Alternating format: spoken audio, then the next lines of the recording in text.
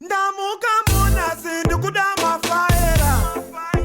asina kukanikwa nezvipanera ndoda nyaya dzechokwadi saka nditrusted nobody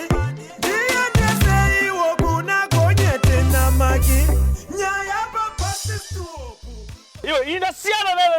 nesana la mtema wayo chichi inokusunga ndinokutaurira nokupisa akavakadzi baya pananebota kauya Kubakabana apa muchatengesa muti uze gonyeti ndakupisa zvisingaite mira uone ndikutaurira munofarisa watotorera zvinhu zvedu izvi zviri panapa zvimabhanana zvakaora izvi atidye zvinhu zvakaora zvakaoda iso izvi uvatorava zvimafurusi izvi zvirasa zvese izvi zvirapa izvi hande tobhadhara hande unobhadhara kuofisi unotobhadhara fine saka ndianiko saka ndianako who is bribing who But bribe in ndogara ndakangokutengera madrink sina kuti bribe kwandichi enda tokutengera so but andisanda tombotengesa mama waye setup budini and mini mari yese ndakaisa mustoki ndo yakatondigama mumba mangu yoyo andina kana chi izvi zveizva mama anodya chichi anodya izvi zvirapa izvi saka chimonditira favor ndodzimwa basa nenyaya yachi yekadrink ako iyo drink inoita mari 30 cents so don't tell us zvinhu zvemanga maniwo nditira favor please, unoza mari yese ka ndahodhesa stoki saka apa ndakanisa ndatengesa mabva masvika saka ukandibuditsirawo box rangu tikakwanisa kumhanza zvinhu zvangu ka handikushayirisa inzwa secret ingori bo ene munotengesera kukanzi chitengeserai hatimbokunetsei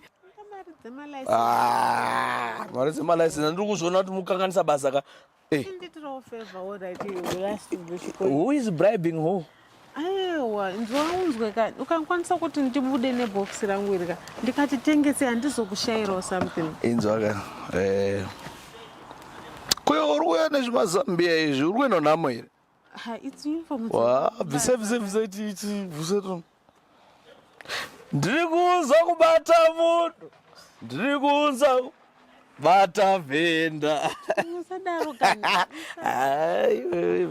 iwe ndaudedza kuno titaurirani zvaka sota momzi yanga isina kupaka zvakanaka yanga ichiti ndofonera chii isoti yanzwa manje achitaura naye chinzwisisa manje taura naye hama yavakuzeya paskiri bo ndozimba so nyima namba iwe sokati chinditiro kafeva wandipawo box rangu wakaita mvere kudai zorini kuyo chikonyekani tonotengesa kandozwa ndikushayire something inzoka inoita mari ichi imari inobudawo ndikatengesa zvakanaka 2 days ndogona kunge ndaita 10 uri kuona mari yangu chaicho even kuma-rtgs kwacho ka hamukwanisi kuti bhadhara mavhenda uzinza haukwanisi kundibhadhara iwewe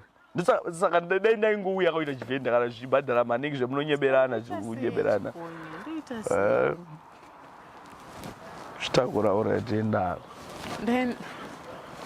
thanks matako handimbososhaya kuti something wakutongoendawo kana hagi kana ichi kuti paneri wedwe ogara kupi Glenview ndogara kuyaite no mbuya kanongokosa mbuya chechikweda hazvizoi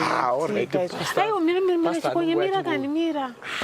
masa unoda kubetsereka sei maki ndikutraya zvese unoda kubetsereka sei ndakudedza ukuuya pane vamwe vese vari uku ndikudedza kuti ndohagi yakomana yake kudai kana vanhu vankuona ndohagi zvakaita hagi magoseto angana mudiki uri kupa hagi